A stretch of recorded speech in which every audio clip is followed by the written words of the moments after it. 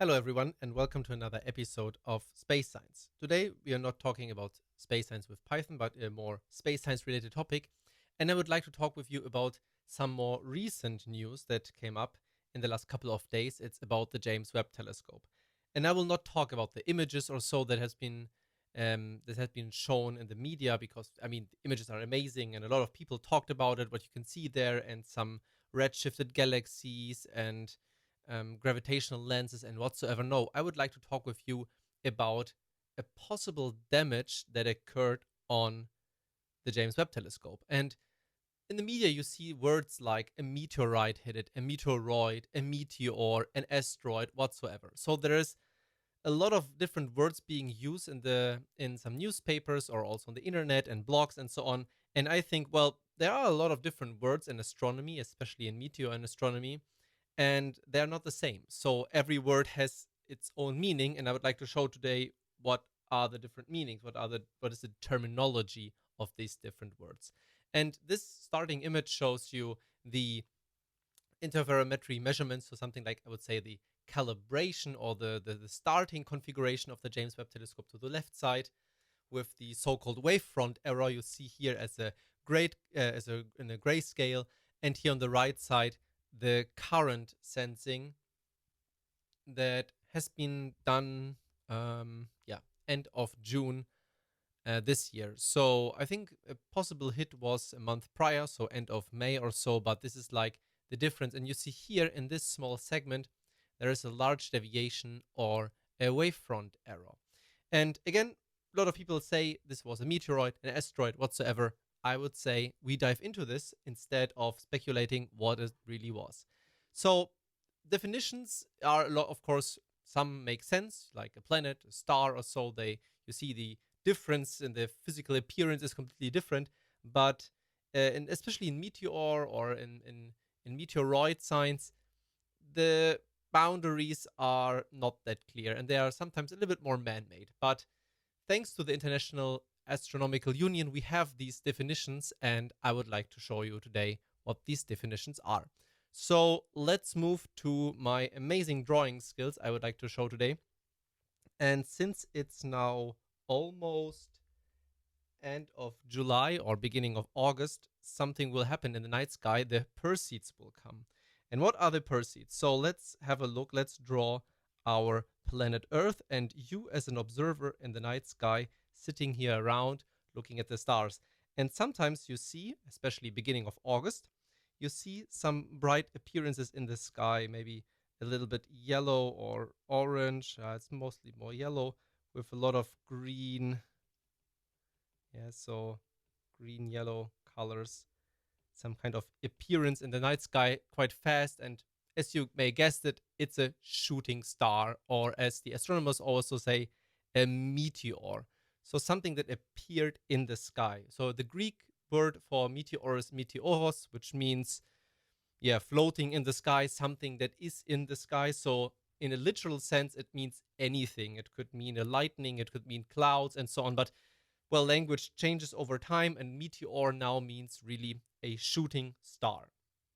Now, the shooting star itself, we will get to the point where this thing comes from. Well, the shooting star, you may know this image here, they look like this. Yeah, so you see here a small meteor here.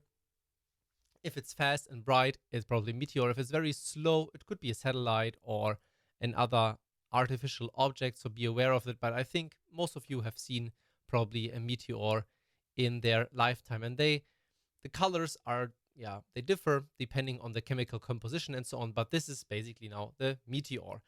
Well, if the meteor has a certain brightness, then it's being differentiated into subcategories. So, for example, a meteor with a brightness with a brightness of -4 is called a bolide. So it's something that's really bright. So I don't know if you know the magnitude scale of astronomical brightness. Maybe I will do another video of it. It basically says the smaller the number, the brighter the object. And -4 is something like, well, to give you a small reference, -4.9 is the brightness of Venus. It's a V, not a W. Of Venus. So yeah, Venus is the or -5 magnitudes is the brightest appearance of Venus. Of course, it changes depending on the state, but anyway, around the brightness of Venus. And -4 is also the limiting magnitude of something you can see in the during the daytime in the day sky. So a bolide could be observable during the day. Now the other thing is, if it has a magnitude of around -17, it's called a superbolide. So a superbolide is extremely bright. And to give you a small reference, well, the full moon has a brightness of around -12.9 magnitude. So this is the moon. And well, maybe you know it, a few years ago, there was a bright superbolide in Russia, in Chelyabinsk, the meteor of Chelyabinsk. A lot of remnants have been found. And now we come to the next point, the remnants that may land on the surface. Because, well, if the particle is quite small, so this is caused by a very small stony particle, so to speak, it evaporates in the night sky. But sometimes if we have a bolide or even a superbolide, then remnants fall down to the sky. And these remnants, let's draw them a little bit more in a gray color. These remnants are called meteorites. So they land somewhere here or even cause a small crater, and then you find them. So the meteorite is the thing you find on the ground. So something like in this picture here from an Antarctica expedition, where you clearly see, well, gray stones with maybe a molten surface in the middle of an icy desert. Well, it's kind of obvious that this is a meteorite. So this thing is now the meteorite, the thing that has been found on the surface of Earth. Now let's get back to the next definition, and now to the definition that's also interesting now for the James Webb Telescope, because, well, we talked now about meteor, we talked about the meteorite, the bolide, the superbolide, and now we come to the definition of the asteroid, or first the meteoroid. And the meteoroid is, well, quite simple. It's an object in this in space, and a stony one, yeah, and it has a diameter of around between 30 micrometers to around 1 meter. Unfortunately, the definition says even roughly 30 micrometers to roughly 1 meter because, well, even the International Astronomical Union says, well, there is still some variation. It's a word, it's an artificial word. It's not real. So 1 meter meteoroid, yeah, it's also something like an asteroid. There is no really any difference in their composition or so. It's just a man-made word. But this is a meteoroid. So something that's smaller than 30 micrometers is being called cosmic dust, and anything that's larger than 1 meter is an asteroid. Of course, you know there's also the comets and so on, but let's stick now with the stony objects. Very well, so we have now our range. Anything between 30 micrometers and 1 meter is a meteoroid. Everything above it is an asteroid. Everything below it is cosmic dust. And now back to the question, well, what did hit our James Webb Telescope? Well, that's a good question. If you see news like an asteroid hit the telescope, well, I really doubt an object larger than 1 meter hit the object, because it would probably evaporate the entire telescope. The telescope itself would have become two small meteorites, right? So it's very unlikely it was an asteroid. A meteoroid makes more sense because it also fits a very small, to a range of 30 micrometers. And even very small particles can cause severe damage to anything that's floating in space. Yeah, so, yeah, for example, satellites or the James Webb Telescope. And just to give you a small example, and I hope I did the math right, a small meteoroid of a diameter of 1 millimeter, so it's kind of small. Of course, even smaller objects and more smaller objects are more common than larger ones, but still, let's take 1 millimeter object. with a velocity of around 10 kilometers per second, so an impact velocity of 10 kilometers per second. It appears quite high, but these are not unusual numbers, and an average density for stones. Yeah, so I just take a density you take for stones. We can compute the so-called kinetic energy of the object, so the impact energy that hit the James Webb Telescope or anything else in space.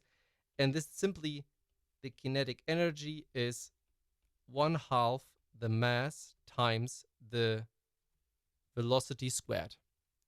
And if we do the math and we calculate everything, we get an energy of around 130 joule. Now that's a number you say, okay, wow, cool, 130 joule, what does it say? It doesn't tell anything to me. Well, let's compare it, for example, with a gun. So if you have a gun, or if you, yeah, I don't know who of you speakers are maybe hunters or so. You have, of course, different guns, small handguns and larger ones whatsoever. I'm not an expert, though. I just checked the numbers because I thought it's something that's comparable. The energy of a bullet from a gun ranges between a few dozen joule and a few thousand joules. So, of course, the energy at the muzzle, so where the bullet comes out of the gun, is higher than later when the bullet is flying decelerated because of the friction of the air and so on. But let's say between a few dozens and a few thousand joule, that's where you have the energy of a bullet. And now think about it, a small 1 millimeter stone has the energy of a handgun. And well, that's not really healthy for a very fine instrument like the James Webb Telescope. And you can do the math with 100 micrometer particles or 50 micrometer particles. They still have enough energy to cause severe damage. So I hope I could provide some clarification about meteors, meteorites, meteoroids, and asteroids, and talk a little bit about the energy. So this is a science video today. Next week, we will talk again about Python and coding, using Python in space science. So I hope you enjoyed the small short video, and see you next time.